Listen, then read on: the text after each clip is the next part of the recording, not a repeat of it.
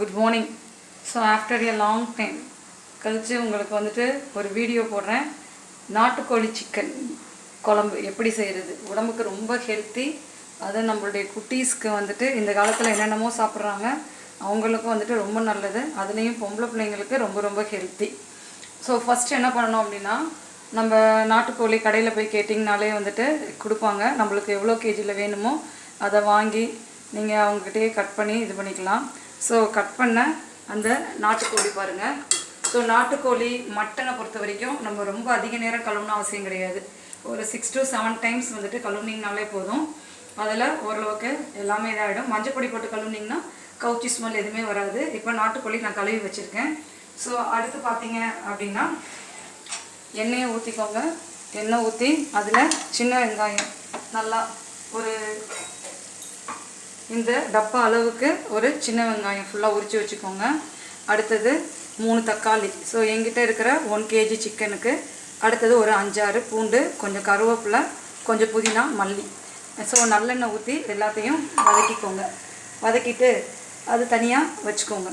இப்போ இதில் தான் என்ன பண்ண போகிறேன்னா, அந்த சிக்கனை எடுத்து நான் போட போகிறேன்.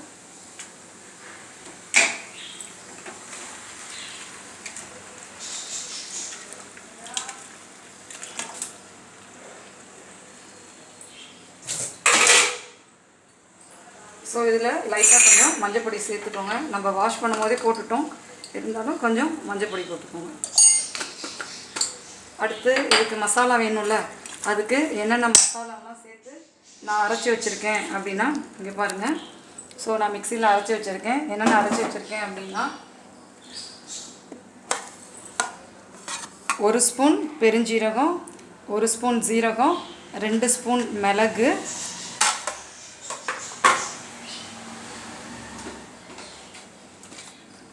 பட்டை ஒரு துண்டு, ஸ்டார் ஒரு துண்டு, கிராம்பு ஒரு 4-5, ஸோ கல்பாசி கொஞ்சம்.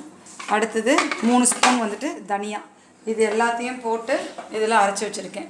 ஸோ இது கூட ஒரு 6-7 பல் பூண்டும் கொஞ்சோண்டு இஞ்சியும் போட்டு அரைச்சி தண்ணி ஊற்றி ஃபஸ்ட்டு நல்லா அரைச்சிக்கோங்க. அப்புறம் இஞ்சி பூண்டை போட்டு தண்ணி ஊற்றி நல்லா இந்த மாதிரி நைஸாக அரைச்சிக்கோங்க. இதை தான் இதில் வந்துட்டு நம்ம சேர்க்க போகிறோம்.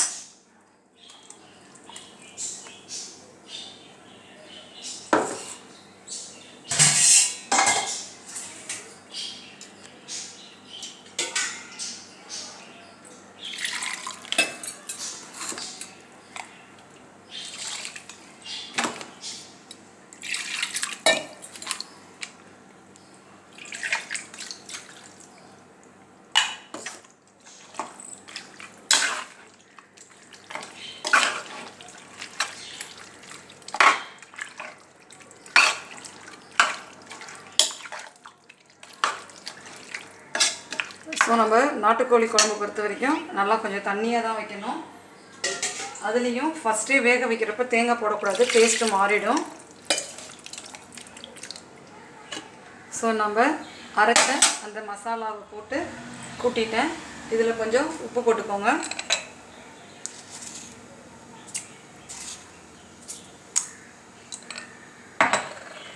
ஸோ உப்பு போட்டு நம்ம உங்களுக்கு விசில் வரும் அப்படின்னா ஒரு 5-6 விசில் விடுங்க. விசில் வராது அப்படின்னா நல்லா ஸ்டீம் வந்த பிறகு ஒரு 10 நிமிஷம் வரைக்கும் குக்கரில் வச்சுருந்து அப்புறமா வந்துட்டு நம்மளுக்கு இறக்கிக்கோங்க. ஸோ அதுக்கப்புறம் நம்ம என்ன பண்ணணும் அப்படின்னா, இதில் என்னென்ன அரைச்சி வச்சுருக்கேன் அப்படின்னா, தேங்காய், சின்ன வெங்காயம், கொஞ்சம் நம்மளுடைய கொத்தமல்லி, புதினா, கருவேப்பிலை, இது எல்லாத்தையும் சேர்த்து இதில் அரைச்சி வச்சுருக்கேன். ஸோ இந்த அரைச்ச விழுதை தான் நம்ம அது பாயில் ஆகி வந்த பிறகு நம்ம இதை வந்துட்டு அதில் ஊற்றி ஸோ நம்ம கொதிக்க விடணும். ஸோ கொதிக்க விட்டு உங்களுக்கு எப்படி சிக்கன் குழம்பு வந்திருக்குன்றதை இப்போது நான் அடுத்த வீடியோவில் காட்டுறேன். ஸோ அது வரைக்கும் சிக்கன் வந்துட்டு வெந்து வரட்டும். பாய் வியர்ஸ்.